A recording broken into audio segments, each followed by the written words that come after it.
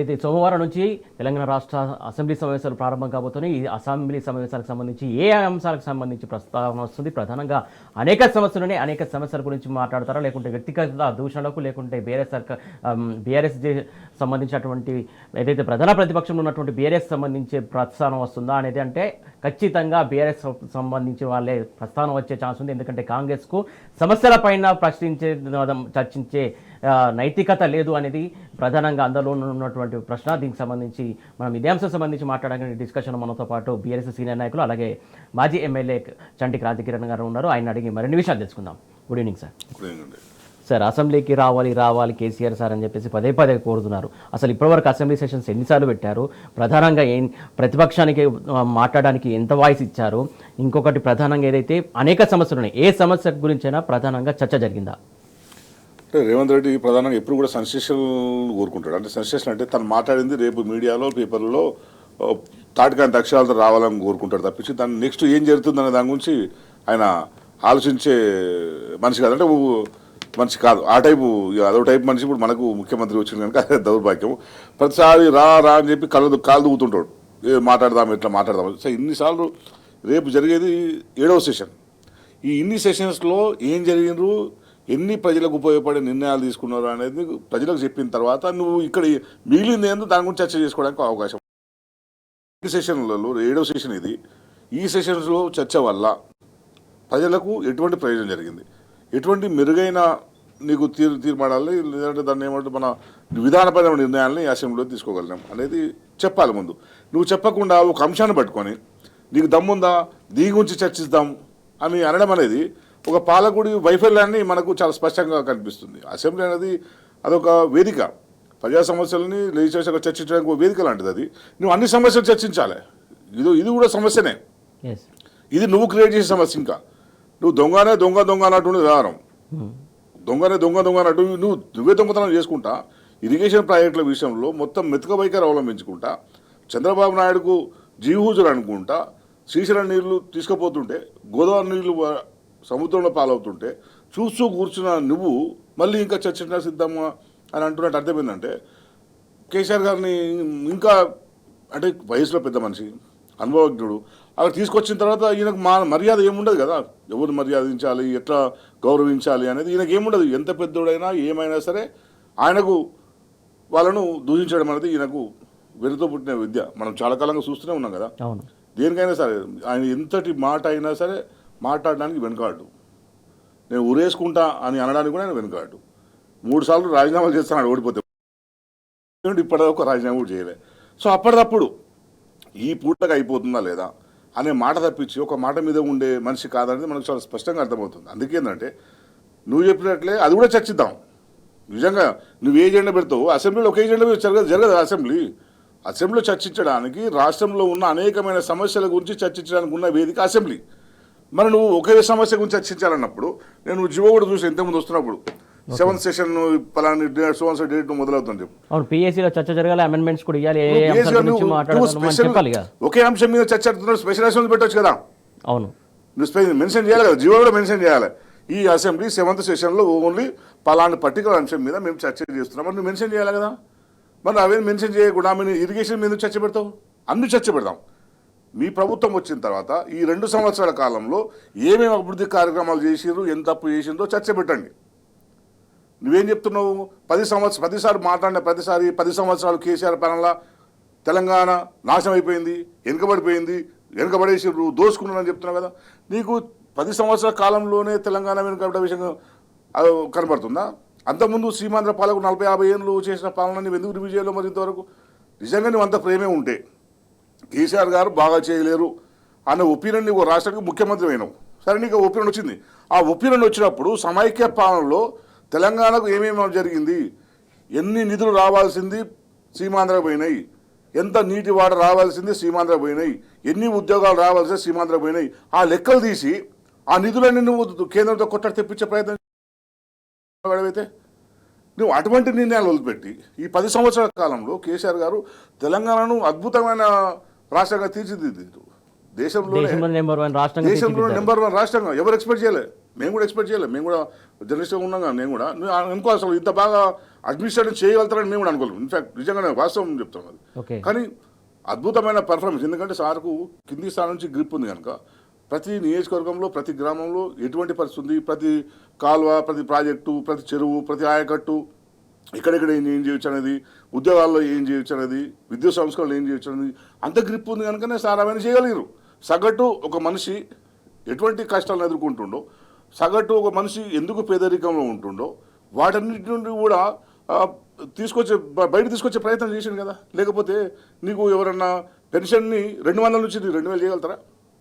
అంటే మీకు ఎందుకు పట్టించుకుంటారు? పెన్షన్ అనేది వాళ్ళు పెట్టింది ఏంది, ఏదో ఊరికే ముసలికి ఏదో ఇస్తాంలే ఓటు కోసం వాళ్ళు మొదలు పెట్టింది. కానీ కేసీఆర్ గారు పెన్షన్లు ఓట్ల కోసం పెట్టలే, వాళ్ళ జీవన విధానం మెరుగుపడడానికి, వాళ్ళ ఆత్మగౌరవం పెంచడానికి పెట్టాడు. ఆ పెన్షన్ సంబంధించి కూడా ఫస్ట్ సెషన్లోనే ఫస్ట్ అసెంబ్లీలోనే ఆమోదం తెలిపారు. అప్పటి నుంచి స్టార్ట్ అయింది. కాకపోతే ఈయన ఆ పెన్షన్ కాస్త పెంచి ఇస్తాడు, ఇప్పటివరకు దాన్ని ఊసలేదు. మరి చర్చ చేయాలి కదా. పెన్షన్ 2000 ఇచ్చారు, నువ్వు 4000 ఇస్తావు కదా, మరి ఏమైంది? 2 నెలలు అయిపోయింది, ఇప్పటికి 7వ సెషన్ నువ్వు పెన్షన్ల గురించి మాట్లాడు. అట్లా ఇంకా నువ్వు ఎవరైతే ఉద్యోగాలు ఇస్తున్నారు కదా, ఉద్యోగాలు ఎందుకు ఇవ్వలేవు ఇప్పటిదాకా? కేసీఆర్ సార్ ఇచ్చిన నోటిఫికేషన్స్ ఇప్పటిదాకా ఇచ్చినావు. ఆ ఉద్యోగస్తుల గురించి మాట్లాడు. రైతులకు రైతు బంధు 15,000 ఇస్తున్నావు కదా, రైతు బంధు గురించి మాట్లాడు, రైతు బీమా గురించి మాట్లాడు. నువ్వు రైతుల ధాన్యం కొనుగోలు ఎట్లా చేస్తున్నావు దాని గురించి మాట్లాడు. యూరియా ఎరువుల సరఫరా సరిగ్గా ఉందా లేదో మాట్లాడు. రైతులకు మద్దతు ధర ఉందా లేదా దాని గురించి మాట్లాడు. ఇరిగేషన్ ప్రాజెక్టు నీ ప్రభుత్వం వచ్చిన తర్వాత కొత్తగా ఏమేమి చేసారో దాని గురించి మాట్లాడడం రెడీ చర్చిస్తారు. కేటీఆర్ గారు, హరీష్ రావు గారు, సార్ అందరూ రెడీ ఉన్నారు కదా. రైట్. ఇప్పుడు యాసంగి వచ్చింది. యాసంగికి సంబంధించి కూడా రైతులకు అనేక కష్టాలు ఎదుర్కొంటున్నారు. ఏదైతే వాళ్ళు తీసుకొచ్చినటువంటి యాప్ ద్వారా ఏదైతే చదువుకోని వాళ్ళ పరిస్థితి ఏంది, వాళ్ళ స్మార్ట్ ఫోన్ వాడాలి, ఇప్పుడు స్మార్ట్ ఫోన్ కొనుక్కోవాలి, లేకపోతే ఇవన్నీ సమస్యలు ఉన్నాయి. దీనిపైన చర్చిస్తారు మరి అసెంబ్లీలో. ఒకటి ఇప్పుడు ఏం జరుగుతుందంటే రాష్ట్రంలో ప్రతిదీ కూడా వ్యాపారం అయిపోయింది, ప్రతిదీ కూడా కమిషన్లకు అయిపోయింది. దీని వెనకాల ఈ యాప్ పెట్టడం వెనకాల కూడా ఒక కుట్ర ఉన్నది. ఎందుకు మీరు అన్నట్టు యాప్ నువ్వు చదువురాని వాళ్ళు ఊర్లో మొబైల్ చూస్తారు తప్పించి వాళ్ళు దాన్ని ఇప్పటికి కూడా వాళ్ళు నంబర్ కూడా ఫీడ్ చేసుకోలేరు పాపం. ఏదో ఊరికేదో ఎవరిదో అప్పటి పేపర్ రాసుకుంటే నంబర్ డయల్ చేసుకుంటే తప్పించి చాలా మంది వాళ్ళు కొట్టలేని పరిస్థితి ఉంటుంది. దీని వెనకాల ఉన్న కుట్ర ఏంటంటే ఇది కమిషన్ల వ్యవహారం. యాప్లో బుక్ చేయాలి. యాప్లో బుక్ చేయాలంటే ఎవరు చేస్తారు? మళ్ళీ బ్రోకర్ ఉంటాడు, వాడు నువ్వు షాప్ కూడా బుక్ చేస్తాడు, షాప్ కూడా బుక్ చేస్తాడు, వాడే తీసుకుపోతాడు. దాన్ని వాడే తీసుకుపోయి ఇప్పుడు ఎంత బ్లాక్ మార్కెట్లో అమ్మిస్తారు. ఈ బ్లాక్ మార్కెట్లో అమ్మినందుకు ప్రతి షాప్ నుంచి కూడా కమిషన్ ప్రభుత్వంలో పెద్దలకు వస్తుంది. ప్రతి షాప్ నుంచి, ప్రతి ఫర్టిలైజర్ షాప్ నుంచి కూడా ప్రభుత్వానికి కమిషన్ వస్తుంది. సో ఇటువంటి ఒక ప్రతి దగ్గర అసలు మొత్తం గవర్నమెంట్ నడుస్తుందే కమిషన్లు. వాళ్ళు ఏదైనా నిర్ణయం రావాల్సిందే. నేను ఒక ఏరియాలో ఒక మిత్రుడు, జర్నలిస్ట్ మిత్రుడు మాట్లాడుతుంటే చెప్తున్నాడు, అలా మా ఏరియాలో మా ఎమ్మెల్యే ఎన్ని స్క్రాప్ దుకాణాలు, సప్లై చేసే స్క్రాప్ దుకాణాలు ఎన్ని ఉన్నాయో లిస్టు తెప్పించి పోలీసులను పిలిచి వీడు స్క్రాప్ ఎట్లా సప్లై చేయకుండా ఆపండి అని చెప్పి ఆర్డర్స్ ఇచ్చినట్టు ఎమ్మెల్యే. ఎందుకంటే కమిషన్లు సెట్ చేసుకోవాలి. వాడు స్క్రాప్ అంటే స్క్రాప్ను కూడా వదలలేని వ్యక్తులు ఈ ప్రభుత్వంలో ఉన్నారు అంటే నీకు ఇంకా ఈ ప్రభుత్వం ఎట్లా నడుస్తుంది అర్థం చేసుకోవచ్చు. సో ఇవన్నీ కూడా ఏంటంటే ఇది మనం అనుకుంటున్నట్లు ఇదేదో ఆయన చెప్తున్నట్టు ఏంది, ఇది మేము టెక్నాలజీ పెడుతున్నది కనుక రైతులకు టెక్నాలజీ అందుబాటులో ఉంటుంది అని అనుకునే కాదు. దీని వెనకాల కమిషన్ల వ్యవహారం ఉన్నది, అంతకుమించి వేరే ఏం లేదు. ఇదొక్కటే కాదు, నీవు రేపు ఇంకా ఏ నిర్ణయం తీసుకున్నా కూడా ఇప్పుడు లీడ్ పాలసీ తీసుకొచ్చారు కదా, లీడ్ పాలసీలో కూడా కమిషన్ల వ్యవహారం కదా. దాదాపు 9,000 పైచీలకు దాదాపు 9,300 ఎకరాల భూమి అంటే మామూలు విషయం కాదు. అంత పెద్ద ఇష్యూకి సంబంధించి చర్చ జరగాల్సినటువంటి అవసరం లేదు. మరి దానికోసం ప్రత్యేక సెషన్ ఎందుకు పెట్టలేదు? పెట్టకుండా ఇష్టానుసారంగా జీవో తీసుకొచ్చి జనాల మీద రుద్దడం, లేకుంటే ఇష్టానుసారంగా లేకుంటే డైవర్షన్ పాలిటిక్స్ ఎందుకు చేస్తున్నాను అనుకోవాలి. ఇప్పుడు ఏంటంటే ముఖ్యమైన విషయాల మీదే నువ్వు చర్చ చేయాలి. ఇలాంటి హిల్డ్ పాలసీ కావచ్చు, ఇరిగేషన్ సంబంధించిన ఆంధ్రతో మనకు విభేదాలు ఉన్నాయి, ఏం చేసుకుందామని సీనియర్ అసెంబ్లీ సభ్యులు ఉంటారు, వాళ్ళతో సలహాలు తీసుకోవడం. కేసీఆర్ గారు లాంటి సీనియర్ సీఎం ఉన్నారు, అనుభవజ్ఞులు ఉన్నారు, ఉద్యమంలో పనిచేసిన ఉద్యమం నడిపిన వ్యక్తి ఉన్నారు కనుక అట్లాంటి సలహాలు తీసుకోవడానికి నువ్వు స్పెషల్ సెషన్స్ పెట్టాలి. కానీ ఈ స్పెషల్ సెషన్లు తెలంగాణ రాష్ట్రానికి జరిగిన అన్యాయం గురించి పెడతలే, బీఆర్ఎస్ తిట్టడానికి, కేసీఆర్ దూషించడం పెడుతుండు. నిజంగా నీకు నిజాయితీ ఉంటే ఈ పాలసీలు అన్నీ పెట్టండి. రైతు బంధు గురించి పెట్టండి, ఇవి సంక్షేమ పథకాలు, పెన్షన్లు, స్కాలర్షిప్లు, కేసీఆర్ కిట్టు, కళ్యాణ లక్ష్మి, షాదీ ముబారకు, ఇంకా కాళేశ్వరం ఎందుకు వాడుకుంటలేవు, పాలమూరు రంగారెడ్డి జిల్లాలో 20 టీఎంస్ నుంచి ఎందుకు తగ్గిపోయింది, డిపిఆర్ ఎందుకు వెనక్కి వచ్చింది, నువ్వు జూరాల దగ్గరనే ఎందుకు లిఫ్ట్ పెడదామని అనుకుంటున్నావు, ఇవన్నీ నువ్వు చర్చకు రావాలి కదా. ఇవన్నీ చర్చ వదిలిపెట్టేసి నువ్వు రా నేను మాట్లాడతాను, నువ్వు రా నేను మాట్లాడతాను అని చెప్పి ఊకే కాల్దువి నువ్వు సై అనుకుంటూ పోతే అంటే ఏంటంటే ఈడ చూపెట్టాడు పేపర్లో ఛానల్లో ఈడ కాల్దువ్వగానే వరుస సై అంటాడు, పెద్ద ఫోటో వేసి అన్న ఓయ్య రేవంత్ రెడ్డి వచ్చిండు పీక్తాడు పొడుతాడు అని చెప్పి పొద్దున్న లేవంగానే అవే ఛానల్ అదే ఉంటాయి, ఇదే పేపర్లలో అవే ఉంటుంది. నువ్వు మళ్ళీ ఇక్కడ ఇసుక కోసం బ్రిడ్జిలు బలగొడుతున్నారు, ఆయకట్టు బలగొడుతున్నారు, బ్యారేజ్ బలగొడుతున్నారు. మరి ఒక్క ఛానల్ ఒక్క పేపర్ ఎందుకు తీసుకెళ్ళిపోతలేదు? సో ఇవన్నీ ఏంటంటే తెలంగాణ ఉద్యమంలో ఏ రకంగా అయితే బీఆర్ఎస్ వ్యతిరేకంగా శక్తులను ఏకమైనాయో ఇప్పుడు కూడా ఈ 2 ఏళ్ల కాలంలో మళ్ళీ కేసీఆర్ గారిని బయటికి రానియొద్దు, మళ్ళీ కేసీఆర్ గారి విధానం బయటికి రావద్దు అని చెప్పి వీళ్ళందరూ కూడా ఒక్కటై కూడా బలుకొని పనిచేస్తున్నారు తప్పించి ఎక్కడ కూడా నిజాయితీ లేదు. నిజంగా మేము డిమాండ్ చేస్తున్నాం, నిజంగా నీకు డిమాండ్ ఉంటే ఈ 2 సంవత్సరాల కాలంలో ఏం జరిగిందో చర్చపెట్టు, 10 సంవత్సరాల కాలంలో కేసీఆర్ గారి విధానం మీద చర్చపెట్టు, 40-50 ఏళ్ళ కింద తెలంగాణ నిధులు నియామకాలు ఎట్లా అన్యాయం జరిగిందో వాటి మీద చర్చ పెట్టు. అప్పుడు ఇంకో క్లారిటీ వస్తుంది. అప్పుడు నువ్వు నిజంగానే అబ్బాయి దమ్మునోడా ఊకే చర్చ అంటాడు నిజంగా తీసుకొచ్చిన అంటాం. అంత తప్పించేదో ఊకే ఫాల్తుగానే మాట్లాడి నువ్వు వస్తావా, నేను రావాలన్నా, నా ఇంటికి వస్తావా, నీ ఇంటికి రావాలన్నా, ఏదో తెలుసుకుందాం, బస్సు తెలుసుకుందామా, గల్లే తెలుసుకుందాం, ఇది చిల్లర మాటలేదు. ఒక సీఎం ఉందాతనంగా ఉండాలి కదా. చెప్పారు ఏదైతే బిఫోర్ తెలంగాణ 2 years కాంగ్రెస్ పరిపాలన, వీటి మూడింటి మీద చర్చ పెడితే ఒక క్లారిటీ వచ్చే అవకాశం ఉంది. ప్రధానంగా దీనికి సంబంధించి ఇందాక ఆయన పదే చెప్తున్నట్టు లాస్ట్ 10 years సంబంధించి జరగలేనప్పుడు మరి ఈ 2 సంవత్సరాలు వీళ్ళు చేసిన ఘనత ఏంటి, ఎన్ని ప్రాజెక్టులు ఓపెన్ చేశారు, ఎన్ని ఫ్లైఓవర్లు కట్టిరు, సిటీ పరిస్థితి ఏంది, రియల్ ఎస్టేట్ పరిస్థితి ఏంది, అసలు ఏం జరుగుతుంది? నేను ఈరోజు కూడా పేపర్ చదువుతుంటే ఒక పెద్ద ఆయన చెప్తుండే అనమాట, ఇన్ని ప్రాజెక్టులు కట్టిండ్రు, రైతు బంధు ఇచ్చిండ్రు, రుణమాఫీ చేసిండ్రు, ఇంకా ఎందుకు కీసర్ కిట్ ఇచ్చారు, ఇవన్నీ ఆయన చెప్తుండే. నేను పేపర్ చదివి నేను పరిచయం అయిపోయినా. అది ఒక్కటి వస్తలేదు ఊర్లలో, నేను కూడా ఊర్లో తిరుగుతున్నాం కదా, మేము కూడా ఇంకా ఊర్లోనే ఉంటాం ప్రజలతో, ఇప్పటికి నేను ఊరు నుంచి వస్తున్నాను. నేను ఒక కళ్యాణ లక్ష్మి లేదు ఇప్పటిదాకా, మేము సంతకాలు పెట్టిపోయిన కళ్యాణ లక్ష్మి ఇప్పుడు ఇస్తారు, మొన్నదాకా ఇచ్చారు.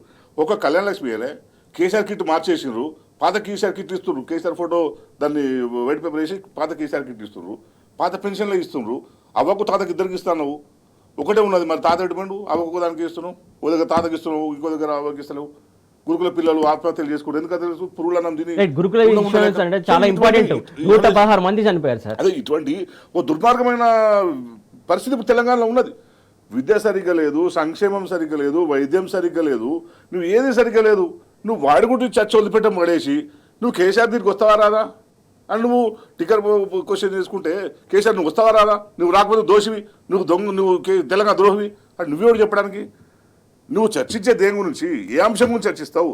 తెలంగాణలో ఉన్న పరిస్థితి, ప్రజల సామాజిక పరిస్థితులు ఏమైనా మెరుగుపడ్డాయా లేదా, దాని గురించి చర్చించాలి. మెరుగుపడడానికి ఏం చేసుకోవాలి, సంక్షేమ పథకాలు అమలు అవుతున్నాయా లేదా, అమలు కాకపోతే అందకుండా ఎందుకు అంత లేవు అనే దాని మీద నువ్వు చర్చ జరగాలి తప్పించి ఆ చర్చలు పెట్టి అన్ని పాలిటిక్స్. ఎలక్షన్ అప్పుడు రాజకీయాలు మాట్లాడాలి.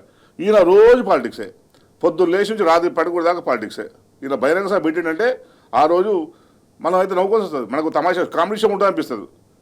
మళ్ళీ ఏదో ఒక తిక్క మాట్లాడుతుంది, అంతే కదా. మరి ఆయన మాట్లాడిన తర్వాత ఆయన ఏం మాట్లాడుతుండే ఏంటో ఆయనకి ఏమైనా అర్థమవుతుందా? మాట్లాడిన తర్వాత ఒకసారి చూసుకుంటే ఏందనే విషయం తెలుస్తుంది. ఆయన ఊరికి సంబంధించి కూడా ఇప్పటికి 3-4 సార్లు సరిగా చెప్పలేదు. నా ఊరు ఇది, నా ఊరు మొన్న కూడా ఏదో వరంగల్ అన్నాడట. ఈయన పుట్టి పెరిగింది సముద్రం తెలంగాణ ఉందన్నాడు.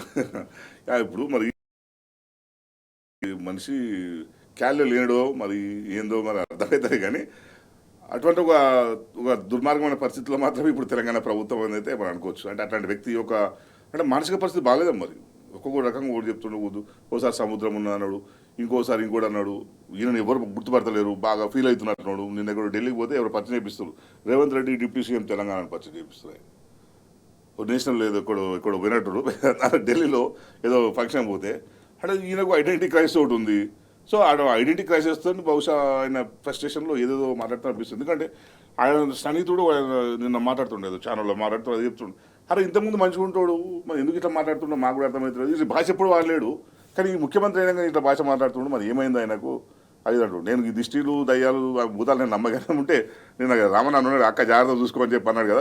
దిష్టి తీస్తే పాపం దిష్టి తీసి లేదంటే తీసి బయటికి పంపించి ఏదన్నా దయ్యం పట్టిదేమో ఏమన్నా మా ఊర్లో అది నెమ్మదిగలతో కొడతారు కదా, ఒకటి దగ్గర తీసుకుపోయి పోతే అప్పుడైనా మంచిగా మాట్లాడతాడేమో చూడాలి. ఎందుకంటే ఒక రాష్ట్రాన్ని మరి తెలంగాణ రాష్ట్రము మంచి అభివృద్ధిలోకి వచ్చిన రాష్ట్రం. ఫలాలు ఇచ్చే టైంలో నువ్వు వచ్చినోడివి, దాన్ని చెడగొట్టినావు. ఇంకా ప్రజలు ఇంకా అద్భుతంగా నిన్ను ప్రేజ్ చేయాలి. అరే బాగా చేస్తున్నాడు అని చెప్పి నువ్వు మాయమాటలు చెప్పి నేను కేసీఆర్ కంటే ఎక్కువ చెప్తాను వచ్చినావు కదా. కేసీఆర్ సార్ 10,000 ఇస్తారు 15 అంటివి, 2,000 ఇస్తారు 4,000 అంటివి, సార్ ఇప్పుడు అర్రాసి పెట్టినట్లే చెప్తివి, అన్ని పెంచుతా అంటివి, తులం బంగారం అంటివి, కళ్యాణ లక్ష్మి నువ్వు ₹1,00,000 లేకపోయా తులం బంగారం దిక్కులేదు. తులం బంగారం గురించి ఒక మంత్రి ఒక మాట అన్నాడు సార్. అప్పుడు చెప్పినప్పుడు ఒక రేటు ఉండే 70,000 ఉండే, ఇప్పుడు దాదాపు 1,50,000 అయింది, మేము ఇయ్యలేమని చేతులు ఎత్తేస్తున్నాడు. అప్పటి రేటే ఇయ్యు, నువ్వు చెప్పినప్పుడు రేటు ఇయ్యు. సపోజ్ నేను నాకు భూమి కొందాం అనుకుంటాం, ఎప్పుడైతే మాట ఇచ్చి భయాన్ని ఇచ్చుకుంటామో ఆ రేటు కొంటామా, ఇప్పుడు రేటు కొంటామా? కరెక్టే, అంతే కదా. మరి నువ్వు ఆ రేట్ అని భయం పెట్టిన రోజునే లెక్క అంతే. మరి నువ్వు హామీ ఇచ్చిన ఏ రోజు హామీ ఇచ్చిన రోజే ఇవ్వాలి. నువ్వు హామీ ఇచ్చిన రోజు 90 ఉందో 80 ఉందో 75 70 కట్టించు. అదే లేదు తులం బంగారం 1,00,000 దాటిపోయింది, నేను 1,00,000 దాటి ఇయ్యను, నేను ఇంతే ఇస్తాను చెప్పి కదనే చెప్పు. మరి అదనే చెప్పాలి కదా. నువ్వు అది చెప్పకుండా బుల్డోజ్ పాలిటిక్స్ చేస్తున్నావు. నేను ఇస్తున్నా చెప్పి వస్తలేదు కదా. ఇస్తున్నా నువ్వు చెప్తావు, వాడు వస్తలేదు. రైతు బంధు ఇస్తున్నా అంటావు, రైతు బంధు వస్తలేదు. కరెంట్ వస్తలేదు. నేను హరీష్ రావు గారు నేను ఒక దగ్గర పోయినారు, ఎన్ని గంటలు కరెంట్ ఇస్తాడు మొత్తం చూస్తే 7 గంటలు కూడా కరెంట్ వస్తలేదు. ఊర్లో కూర్చుంటే ఇంటికాడ కూర్చుంటే 5-6 సార్లు కరెంట్ పోతుంది, చేను కాడ కూర్చుంటే 4-5 సార్లు కరెంట్ పోతుంది. నీ కరెంట్ క్వాలిటీ కరెంట్ లేదు. ఒకప్పుడు మోటార్ల వైండింగ్ షాప్ అనేది కనబడకూడదు తెలంగాణలో. ఇప్పుడు ప్రతి మండలంలో 5-6 మోటార్ వైండింగ్ షాప్స్ వచ్చినాయి. వానకోసారి బోర్ మోటార్స్ పాడవుతున్నాయి. ఎందుకు మోడవుతున్నాయి? నీకు కరెంట్ సరిగ్గా లేక కదా, కరెంట్ కట్టింగ్ ఉండడం వల్ల. ఇవన్నీ రైతుల మీద భారం వేసేది. ఇది చిన్న విషయమే కావచ్చు, కరెంట్ కట్ చేసి నువ్వుకే లేదు సప్లై లేదు కట్ చేస్తావు అనుకోవచ్చు, కానీ రైతుకు వ్యయం పెరుగుతుంది. వ్యయం పెరగడం వల్ల ఆదాయం తగ్గుతుంది. కేసీఆర్ సార్ అట్లా చేయలే, రైతు వ్యయాన్ని తగ్గించిండు, ఆదాయాన్ని పెంచిండు. నీకు కనీసం ఇటువంటి ఆలోచన నీకు సమయానికి పంటకు నీళ్లు కూడా ఇవ్వలేకపోతాడు. నీళ్ళు కూడా ఇవ్వలేకపోయింది. కేసీఆర్ సార్ కరెక్ట్ వర్షాకాలం వచ్చింది అంటే దుక్కులు దున్నుతున్నట్టు రైతు బంధు వస్తుంది, యాసంగి వస్తుంది అనేసరికి రైతు బంధు పడుతుండే, నువ్వు కరెంట్ కరెక్ట్ ఉంటుండే, కొనుగోలు సక్రమంగా జరుగుతుండే. అంటే ఇంత సిస్టమేటిక్గా ఉన్న పాలనని నువ్వు ఆగమాగం చేసేసి నువ్వు దాని గురించి చర్చ చేస్తా అంటే అసలు నీకు దేని గురించి చర్చ చేసే నైతిక హక్కు రేవంత్ రెడ్డి గారికి లేదు. మొత్తం 2 సంవత్సరాలు నీకు తెలిసిపోయింది కదా. ఇప్పటికిప్పుడు మొత్తం గ్రామ పంచాయతీ ఎలక్షన్లో బీఆర్ఎస్ బలపరిచినలో నీకు 45-50% వచ్చారు చాలా ప్రాంతాల్లో, మొత్తం స్టేట్లో నీకు తక్కువ వచ్చింది. దీన్ని బట్టి నీకు అర్థమవుతుంది. మొన్న ఎలక్షన్లో గుర్తు జరుగుంటే కారు గుర్తు జరగడం బ్రహ్మాండ చెప్తాం. నేను ఒక ఎగ్జాంపుల్ చెప్తాను. మా దగ్గర మా నియోజకవర్గంలో మునిపల్లి మండలంలో ఒక చిన్న విలేజ్ అల్లపురం అనే ఒక విలేజ్. ఆ విలేజ్లో ఒక పెద్ద మనిషి ఓటేయడానికి పోయింది. ఆమె కారు గుర్తు లేదని చెప్పి ఇంటికి వచ్చింది. కారు గుర్తు లేదని విలేజ్ పేరు కూడా చెప్తున్నాను నేను. లేదు నేను కారు గుర్తుకు వేయని బిడ్డ, లేదు కారు గుర్తు లేదు దాంట్లో, నేను ఓటు వేయనని ఇంటికి వచ్చింది. ఇంటికి వస్తే వేరే దగ్గర ఉన్న ఆమె అల్లుడు బతిలాడి లేదంతా ఇది కారు గుర్తు కాదు, ఇంట్లో సర్పంచ్ ఎలక్షన్లు ఇవి అంటే అప్పుడు వేరే కేసు వచ్చింది. సో కారు గుర్తుకు ఓటేయడానికి అంటే ఎలక్షన్ అనగానే కారు గుర్తు కేసీఆర్కి ఇద్దామని రెడీ ఉన్నారు. ఇప్పటికిప్పుడు కనుక నువ్వు ప్రభుత్వం నువ్వు రాజీనామా చేసి ఎలక్షన్ పో, 100 కంటే ఎక్కువ సీట్లు కేసీఆర్ గారికి వస్తాయి. సో అటువంటి ప్రజలు మీ పట్ల తీవ్రంగా వ్యతిరేకంగా ఉన్నారు. ఆ విషయాన్ని గుర్తుపెట్టుకొని నీ మాటలు మాట్లాడు, ప్రజలకు ఉపయోగపడే మాట్లాడు. మేము అధికారం కోసం చాలా అంశాలు మాట్లాడదాం సార్. మాట్లాడే ముందు ప్రధానంగా ఏదైతే కాంగ్రెస్ సర్కార్కి దేని మీద మాట్లాడడానికి చర్చించడానికి సోలేదు, ఏదైతే మాటల గారడీ చేస్తుంది తప్ప ఇంకేం లేదని చెప్పేసి క్రాంతి గారు చెప్తున్నటువంటి అంశం. సార్ క్రాంతి గారు, ప్రధానంగా హిల్ టు పాలక్కి సంబంధించి చాలా పెద్ద ఇష్యూ అది. ఏదైతే ఫ్యాక్టరీకి సంబంధించి కావచ్చు, ఆల్రెడీ ఇక్కడికి పెట్టుబడులు రాని పరిస్థితి కనబడుతుంది. ఉన్న ఫ్యాక్టరీకి సంబంధించి అంశాలకు సంబంధించి తీసుకున్నటువంటి డిసిషన్కి సంబంధించి అసెంబ్లీలో చర్చించాల్సినటువంటి అవసరం లేదా? మిగతా వాళ్ళ అభిప్రాయాలు తీసుకోవాల్సినటువంటి అవసరం లేదా? ఇప్పుడు తెలంగాణకు సంబంధించిన విలువైన భూములు, ఆ విలువైన భూముల్ని అమ్మేటప్పుడు వాటిని ప్రభుత్వం కోసమే వినియోగించుకుంటావా, ప్రజల కోసం వినియోగిస్తాం అనుకున్నప్పుడు, ఒక ప్రజా ప్రయోజనం చేస్తున్నప్పుడు అసెంబ్లీలో చర్చించాల్సిన అవసరం అయితే ఉన్నది. నువ్వు ఎందుకంటే చాలా వాల్యుబుల్ ల్యాండ్స్ కదా. నువ్వు ఎక్కడ చూసినా మొన్న మాదాపూర్లో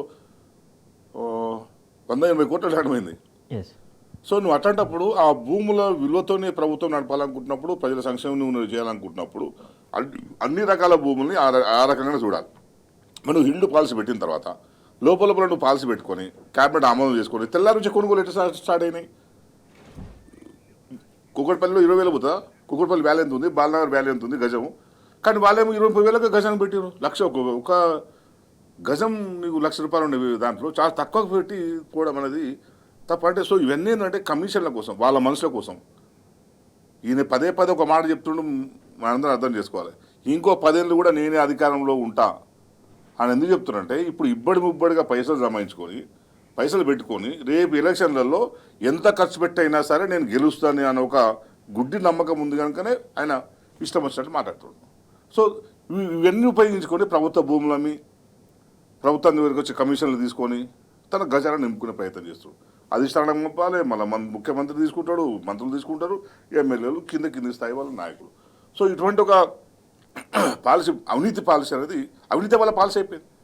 ఇప్పుడు వీళ్ళు వచ్చిన తర్వాత మనం నిజంగా చర్చిస్తున్నారు కదా, తెలంగాణ 10 సంవత్సరాల కాలంలో ఎన్ని పరిశ్రమలు వచ్చినాయి, ఎన్ని పెట్టుబడులు వచ్చినాయి, అదే 2 ఏళ్ల కాలంలో ఎన్ని పరిశ్రమలు వచ్చినాయి, ఎన్ని పెట్టుబడులు, ఎన్ని బయటికి పోయినాయి, అవి కూడా చర్చ చేయాలి. కేటీఆర్ గారు ఉన్నప్పుడు ఎన్ని ఎంఓఏలు చేసుకుని ఇండస్ట్రీస్, తర్వాత నీ 2 ఏళ్ల కాలంలో ఎన్ని కంపెనీలు బయటికి పోయినాయి. మీ వేధింపులు భరించలేక కంపెనీలు బయటికి పోయినాయి. మీ వేధింపులు భరించలేక రియల్ ఎస్టేట్ వ్యాపారం బంద్ పెట్టుకోరు, కడతలేరు, వదిలేసుకున్నారు.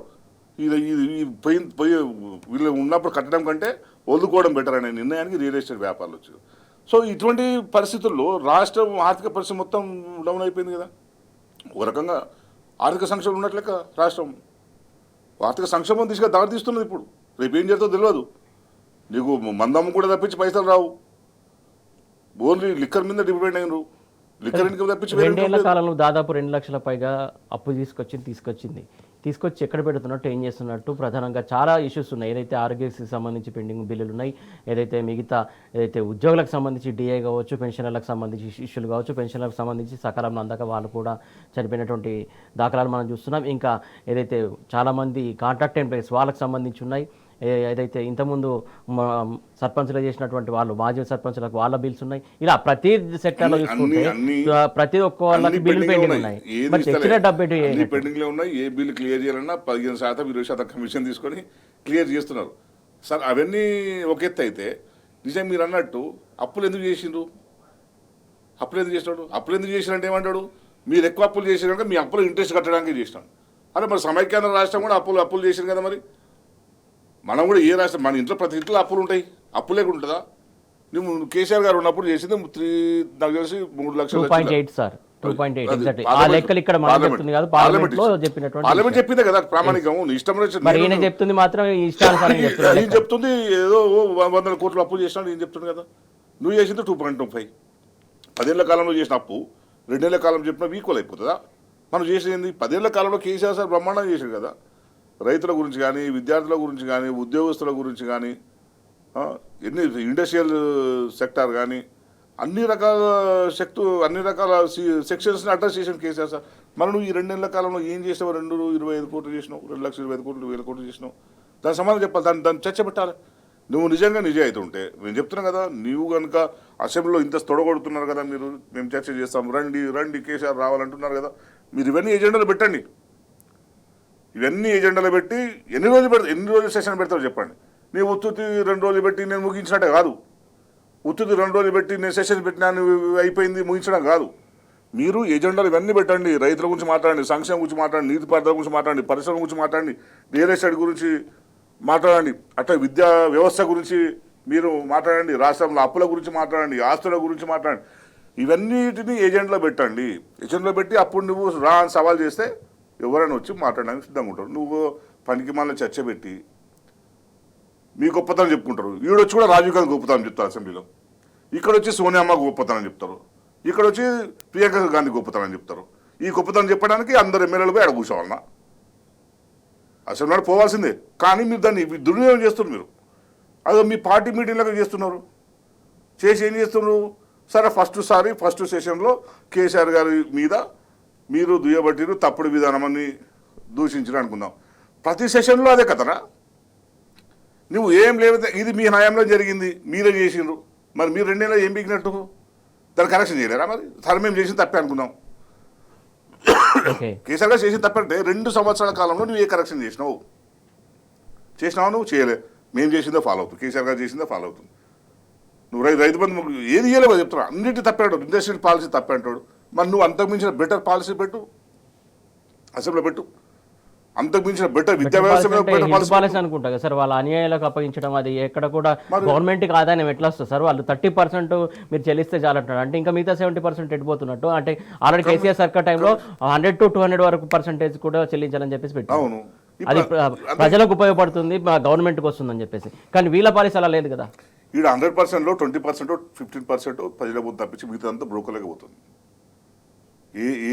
ఏ తీసుకున్నా, ఏ వింగ్ తీసుకున్నా, నువ్వు విద్యాశాఖ తీసుకున్నా, నువ్వు వైద్యశాఖ తీసుకున్నా, వైద్యశాఖలో మా మంత్రి ఉన్నాడు, ప్రతి దానికి పై కరప్షన్. నాట్ ఓన్లీ వైద్యశాఖ, నువ్వు ఏ శాఖలో తీసుకున్నది కూడా పైసలు లేకుండా పని కాదు. ఓ చిన్న ట్రాన్స్ఫర్ అయినా సరే పైసలు పెడితేనే ఫైల్ కదులుతుంది. మామూలు ప్రొసీజర్లో అయిపోయే పని కూడా కమిషన్ లేకుండా వాళ్ళు పనిచేస్తలేరు. ఇటువంటి ప్రభుత్వంలో నీకు ప్రజలు ఎట్లుంటుంది? నీకు ప్రజల జీవితాలు ఇల్లు కట్టుకోవడం ఆపేసిండు. ఆ పర్మిషన్ కావాలంటే ఇల్లు కట్టుకోవడానికి బహుశా 50 లక్షలు 60 లక్షలు ఇంతకుముందు అయ్యేది. ఇప్పుడు వీళ్ళ కమిషన్లకు లంచాలకు కలిసి 1.5 కోటి అవుతుంది. ఆన్లైన్ ఇవ్వడానికి కూడా మళ్ళీ ఏంది, మళ్ళీ పలానా కలిసాపు, పలానా ఎమ్మెల్యేని కలిసామా? ఎంత దుర్మార్గం అండి. నియోజకవర్గాల్లో మున్సిపాలిటీలో ఎవడో ఇల్లు కట్టుకోవాలనుకుంటే పలానా కలిసామా, పలానా పెద్ద మనిషి కలిసాపు, అధికారులు చెప్తున్నావు. నువ్వు లీగల్గా ఇవ్వాల్సింది కదా. నువ్వు ప్రభుత్వం నామ్స్ ప్రకారం అప్లై చేసుకున్నారు, దాన్ని క్లియర్ చేయాల్సిన దాన్ని కూడా పలాని ఎమ్మెల్యేని కలిసి రాపు, పలానా మంత్రిని కలిసి రాపు అంటే అర్థమైంది, వాళ్ళకి ఇచ్చి రావాలంటే అర్థం, కమిషన్లు ఇవ్వాలని అర్థం. సో ఇట్లాంటి చిల్లర ప్రభుత్వం ఉంది కనుక విధానం లేదు. సో వాళ్ళు కేసీఆర్ గారిని సవాల్ చేసే అర్హత వాళ్ళకి లేదు. అసెంబ్లీకి రండి మాట్లాడదాం. నువ్వు విలువైన సమయాన్ని ఎందుకు వేస్ట్ చేస్తున్నావు? మరి నువ్వు అంటున్నావు కదా విలువైన సమయము, అసెంబ్లీ చాలా విలువైంది, చాలా వాల్యుబుల్ వేదిక అంటున్నప్పుడు నువ్వు వాల్యుబుల్ అంశాలను నువ్వు మాట్లాడు, చిల్లర విషయాలు మాట్లాడు. ఆడికొచ్చి మాట్లాడుతుంటే రవి కూడా ర్యాగింగ్ చేస్తుంటారు. అసలు కాలేజీలో ర్యాగింగ్ లెక్కనే ఉంటుంది వాళ్ళ కాంగ్రెస్లో తీరు. వాళ్ళకు సభ అనే మర్యాద ఉండదు, స్పీకర్ ఏకపక్షంగా ఉంటాడు, ఏం మాట్లాడు ఆయన కూడా నువ్వు ఉన్నట్టే ఉంటాడు, మళ్ళీ ఏకపక్షంగా ఉంటాడు. నీకు వాళ్ళ మంత్రులు మళ్ళీ చెప్తారు మేము చెప్పిందే కరెక్ట్ అంటాడు. ఒక మంత్రి మాట్లాడిన తర్వాత మన వాళ్ళు మాట్లాడుతుంటే మళ్ళీ 10 మంది మంత్రులు వస్తూ ఇంటరప్ట్ చేస్తుంటారు. ఏమంటే మీకు మొత్తం కలిసి నువ్వు 4 గంటలు ఇచ్చినామంటారు. మన హరీష్ రావు కేటీఆర్ గారు మాట్లాడుతుంటే 10 మంది మంత్రులు అడ్డపడుతుంటారు, 2 నిమిషాల కోసం అడ్డుపడుతుంటారు. వీళ్ళు మాట్లాడడానికి వీళ్ళ ఆబ్జెక్షన్స్ ఎక్కువ టైం ఉంటుంది, మీరు రికార్డ్స్ చూసి తెలుస్తుంది. మరి మీరు రండి మాట్లాడి ఎట్లా అంటావు? నువ్వు గ్యారంటీ ఇస్తావా? ఇంటరప్ట్ చేయమని గ్యారంటీ ఇస్తావా? కరెక్ట్, ఇది బాగుంది. 6 గ్యారెంటీలకి దిక్కు లేదు. ప్రజలు మీకు ఓటేసిన ప్రజల్ని నువ్వు విస్మరించిన వాడివి అసెంబ్లీలో వచ్చి మాట్లాడుతున్నవాడికి నువ్వు సమయం ఇస్తావా? ఇచ్చే పరిస్థితి నిజాయితీ లేదు, చర్చ చేసే నిజాయితీ లేదు. ఎందుకంటే ప్రజలకు ఉపయోగపడే పథకాలు తయారు చేస్తామనే మనసు నీకు లేదు, హార్ట్ఫుల్గా నీకు వచ్చే పరిస్థితి లేదు కనుక నువ్వు సమయం ఇవ్వవు. అందుకేందంటే నువ్వు ఇప్పుడు సవాల్ చేసినావు కనుక ఇది చర్చ జరుగుతుంది, మీడియాలో చర్చ జరుగుతుంది. మరి నువ్వు ఇప్పుడు పెట్టు, ఎజెండా పెట్టు. ఇప్పుడు మనం మాట్లాడినాం కదా ఏ ఇష్యూస్ ఉన్నాయో, రైతు బంధు, 9 గ్యారంటీలు, హిల్డ్ పాలసీ, విద్యా వ్యవస్థ, గురుకులాలు, యూరియా యాప్లు చేయండి. సార్ ఇంకొక అంశం కూడా ఉంది సార్, ఇష్యూ పెద్ద ఇష్యూ. ఎందుకంటే వాళ్ళు చెప్పిన కామ్రేడ్ డిక్లరేషన్లోనే బీసీలకు సంబంధించి 42% రిజర్వేషన్ తోటి ఎలక్షన్స్కి వెళ్తా ఉన్నారు. పోనీ సర్పంచ్ ఎలక్షన్స్కి వెళ్ళారు, వితౌట్ సింబల్ కాబట్టి వెళ్ళారు. మరి ఇప్పుడు ఎంపీడీసీ జడ్పీడీసీ అయితే సింబల్ తోటి వెళ్ళాలి, అది అధికారికంగా వాటికి సంబంధించినటువంటి వాళ్ళు ఇవ్వాల్సినటువంటి అంశం. అది ఖచ్చితంగా దానిపైన చర్చ పెడతారు మరి అసెంబ్లీలో? పెట్టాలి, దాని గురించి చర్చ పెట్టాలి. మరి 42 జాతం చేస్తా అన్నావు కదా, ఏమైంది? ఎందుకు తెలియవు? సభను చెప్పాలి. ఇప్పుడు బీసీలకు క్షమాపణలు చెప్పాలి. ఎందుకు తెలియకపోయినావు? అది ఆచరణ సాధ్యం కాదని తెలుసు కదా. కేసీఆర్ గారు ప్రయత్నం చేసింది కదా, కేసీఆర్ గారు ప్రయత్నం చేసినా ఆచరణ సాధ్యం కాదని చెప్పి కేసీఆర్ గారు నిన్నేం తీసుకో, నువ్వు దాన్ని కాదా నేను తీస్తాను, నేను పొడుస్తాను, నాకు ఢిల్లీ దాకా మొత్తం నా మనసులో ఉండవు, నేను తీసుకొస్తాను. మరి ఏమైంది ఇప్పుడు? ఎందుకు 42% తీసుకురాలేవు? మళ్ళీ ఇప్పుడు ఎందుకు లెక్కలు పడి బీజేపీ ఇస్తలేదు, బీజేపీ బీసీ వ్యతిరేక అని చెప్పి మళ్ళీ బీజేపీని విమర్శించబట్టి.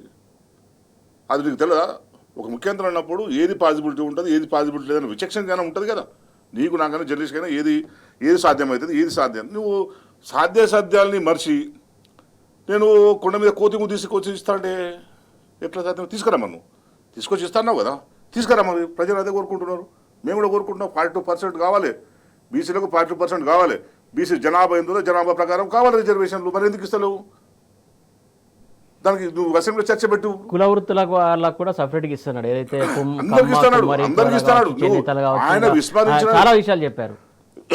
ఆయన విస్మరించిన అంశం ఏది లేదు, అందరికి ఇస్తున్నాడు. ఓ ఇదోడికి ఇస్తా అని చెప్పి మొత్తం అన్ని మీకు ఇచ్చేస్తాను, నాకు ఒక్కసారి సీఎం ఏంటి సార్ అన్నాడు. మరి ఇచ్చి 2 ఏళ్ళు అయింది కదా, మరి ఏమైంది? ఇప్పుడు కోసుక తింటారా అని అడుగుతున్నాడు. ఏమైంది? ఇప్పుడు ఏం లేవు, నాది ఏం లేదు, నేనేదో ఏంది సెక్రటరియట్ కింద నిజాం పెట్టిన నగలో గని ఉన్నదానికి నేను వచ్చిన తీరా ధనం లేదని చెప్పి అన్నాడు. అంటే నువ్వు ఇంత వేగంగా ఉండే మనిషివి, ఒక వేగంగా ఉండే వ్యక్తిని కాంగ్రెస్ పార్టీ అధిష్టానము ఎట్లా సెలెక్ట్ చేసుకున్నారు, నువ్వు ఎట్లా ముఖ్యమంత్రి కొనసాగిస్తున్నారు? సరే జనం అంటేనేమో జనం ఏదో కొత్తదనం చూసుకో, ఇంకోటి అట్రాక్ట్ అయ్యో ఏదో రకంగా సరే చూద్దాంలే, బాగా మాట్లాడు కేసీఆర్ సార్ రే అన్నాడు, అమ్మ వీడు తీసుమారు కాడరా అని కొందరు నమ్మింటారు. అంతే కదా, కేసీఆర్ సార్ని నువ్వు సవాల్ చేసినావంటే వీడు పీక్ పడుతాడు అనుకున్నావు కదా, ఇప్పుడు వచ్చిన తర్వాత ఏమైంది? సో ఇటువంటి నాయకత్వం అనేది తెలంగాణకు కరెక్ట్ కాదు. తెలంగాణ అస్తిత్వానికే దెబ్బ. ఈ నాయకత్వాన్ని మార్చాల్సిన బాధ్యత ఉంటుంది. నేను చెప్పేది ఏంటంటే, ఇది మొత్తం రేవంత్ రెడ్డి గారు మీరు చర్చ పెడితే, మీరు కేసీఆర్ గారిని రమ్మని సవాల్ చేస్తున్నారు కదా, అన్ని అంశాలను ఎజెండాలో పెట్టండి. అపోజిషన్ లీడర్గా కేసీఆర్ గారికి ఎంత టైం ఇస్తాడో మీరు మెన్షన్ చేయండి, చెప్పాలి కదా. ఆపోజిషన్ లీడర్గా కేసీఆర్ గారికి ఎంత టైం ఇస్తారు, ఇంటరప్షన్ లేకుండా మళ్ళీ మీ ఇంటరప్షన్ కూడా వాళ్ళకి ఇచ్చిన టైంలో ఇంక్లూడ్ చేయాలి. Right sir. అట్లా ఇంకా కేటీఆర్ గారికి, హరీష్ రావు గారికి ఇక్కడ పీఆర్ఎస్ ఎమ్మెల్యేలకు ఎంత టైం ఇస్తారు మీరు చెప్పండి, ఏ అంశాలు ఇస్తారు చెప్పండి, ఎన్ని రోజులు పెడతారు చెప్పండి. ప్రతి ముఖ్యంగా ఏంటంటే నువ్వు 1-2 రోజులు కాదు, ఎన్ని రోజులు పెడతావు చెప్పండి. అవన్నీ రోజులు పెట్టి నేను పెడతా చర్చకు రండి అంటే అది దాంట్లో అర్థవంతమైనది కాదు. మీ అంతా నాటకమని ప్రజలు అనుకుంటాం. Right sir, thank you so much. మొత్తానికి అసెంబ్లీ సెషన్స్ పెడితే ఎన్ని రోజులు పెడతారు, ఏ అంశాలపైన చర్చ పెడతారు, చాలా ఇష్యూస్ ఉన్నాయి. ఏదైతే ఇష్యూస్ అని చూస్తున్నాం, ప్రధానంగా గురుకులాలకు సంబంధించి ఇష్యూస్ కావచ్చు, లేకుంటే హిల్ట్ పాలసీ కావచ్చు, లేకుంటే రియల్ ఎస్టేట్ అంశం కావచ్చు, లేకుంటే మీరు ఇచ్చినటువంటి 6 గ్యారెంటీలు 420 హామీలు కావచ్చు, లేకుంటే ఇంకా చాలా అంశాలు ఉన్నాయి. ఏదైతే ఇప్పుడు ఉన్నటువంటి సమస్యలు, అనేక సమస్యలు, ఉద్యోగులు కావచ్చు, నిరుద్యోగులు కావచ్చు, ఆరోగ్యశ్రీ కావచ్చు, చాలా అంశాలు ఉన్నాయి. ఈ అంశాలకు సంబంధించి ప్రధానంగా మీరు ఎజెండా ఏంటి, ఫస్ట్ ఎజెండా చెప్పి, అలాగే ప్రతిపక్షానికి ఇంత సమయం చెప్పాలి, దాన్ని బట్టి అసెంబ్లీ సెషన్స్ పెట్టాలి తప్ప ఇష్టానుసారంగా మీరు తూతూ మంత్రంగా సమావేశం నడిపిస్తే ఎట్లా అని చెప్పేసి వారు ప్రశ్నిస్తున్నటువంటి అంశం. ఖచ్చితంగా అందరూ వస్తారు, మాట్లాడతారు. ప్రధాన ప్రతిపక్షం హోదాలో మాట్లాడతాం, మేము ఖచ్చితంగా మా గొంతు వినిపిస్తాం. కాకపోతే మీరు ఏ అంశాలపైన చర్చ పెడతారో ఫస్ట్ మీరు క్లారిటీ ఇవ్వాలని చెప్పేసి వారు కోరుతున్నటువంటి అంశం. ఇది ఇవాళ బరాబరా అడుగుదాం. Keep watching tea news.